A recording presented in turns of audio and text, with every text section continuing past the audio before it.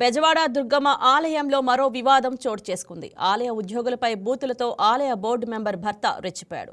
Board member Tarigoppula Parvati తన భర్తతో పాటు మరికొంతమందితో కలిసి అమ్మవారిని దర్శించుకున్నారు. ఈ క్రమంలో ఆలయ పూజారులు బోర్డు మెంబర్ తరిగొప్పల పార్వతితో పాటు మరికొందరికి ఆశీర్వచనం అందించారు. అయితే తమతో వచ్చిన అందరికీ ఆశీర్వచనం చేయలేదని ఆలయ ఉద్యోగులపై హుస్సేన్ వీరంగం సృష్టించారు. అందరికీ శేష వస్త్రాలు, ప్రసాదాలు, జాకెట్ ముక్కలు ఇవ్వలేదని ఆలయ సిబ్బందిపై దుర్భాషలాడారు. అక్కడే ఉన్న ఆలయ బోర్డు మెంబర్ పార్వతి తన భర్తను వారించే ప్రయత్నం చేయలేదు. దీనిపై మరింత సమాచారం మా ప్రతినిధి బిందు అందిస్తారు. చెప్పండి బిందు, అసలు గొడవ గల కారణాలు ఏంటి? ఎందుకు అసలు దుర్భాషలాడాల్సిన పని వచ్చింది? రైట్.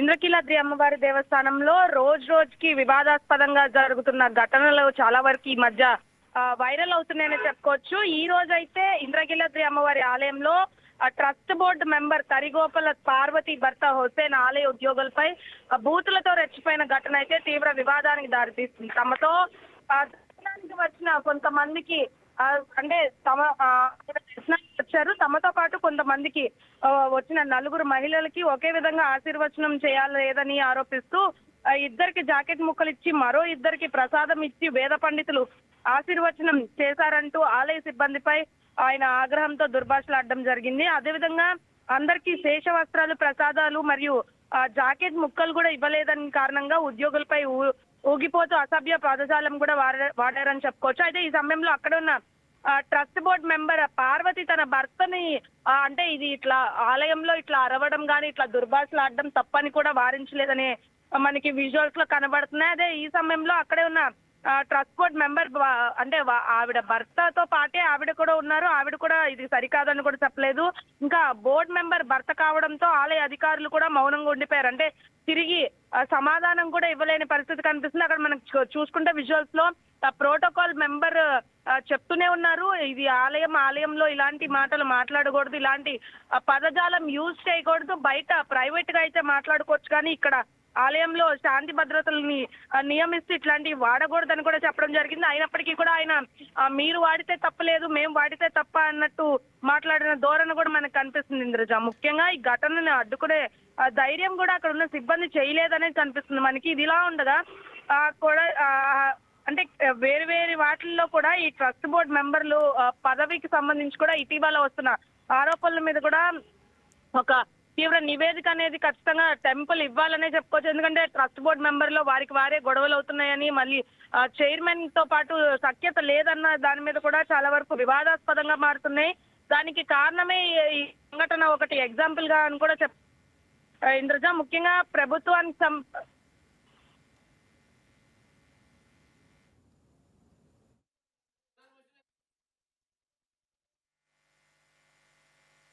బిందు ఎస్ బిందు, మరి ఘటన జరిగిన సమయంలో అక్కడ భక్తులు ఉన్నారా? మహిళా భక్తులపై ప్రభావం ఎలా పడింది? ఎస్ ఇంద్రజ, ముఖ్యంగా ఈ ఘటన ఈ రోజు చోటు చేసుకుంది. అంటే అమ్మవారి దేవస్థానానికి రోజు కొన్ని వేల మంది భక్తులు వస్తూ ఉంటారు. ఈ రోజు కూడా అదే విధంగా భక్తులు వచ్చిన నేపథ్యంలో వీరు విఐపి దర్శనం మార్గం నుండి ట్రస్ట్ బోర్డు మెంబర్ పార్వతి యొక్క భర్త ఎవరైతే ఉన్నారో వీరు ఏదైతే విఐపి లైన్ ఉందో ఆ విఐపి లైన్ నుండి అయితే ఈ మహిళలను అయితే తీసుకురావడం జరిగింది. మొత్తం నలుగురు వచ్చారు. ఈ నలుగురికి అంటే అమ్మవారి దర్శనం అయిపోయిన తర్వాత అంతరాలయం నుండి బయటకు వస్తున్నప్పుడు బయట ఆశీర్వచనం ఇస్తారు వేద పండిత. ఆశీర్వచనంలో అయితే ఇటువంటి ఘటన చోటు చేసుకుంది. అప్పటికీ చెప్తూనే ఉన్నారు సిబ్బంది, మీరు చాలా వరకు తగ్గి మాట్లాడాలి, ఎందుకంటే ఇది దేవస్థానం కాబట్టి దేవస్థానంలో ప్రజలు ఇబ్బంది పడేలాగా కూడా ఎటువంటి కార్యాచరణగా కూడదని కూడా చెప్తూనే ఉన్నారు.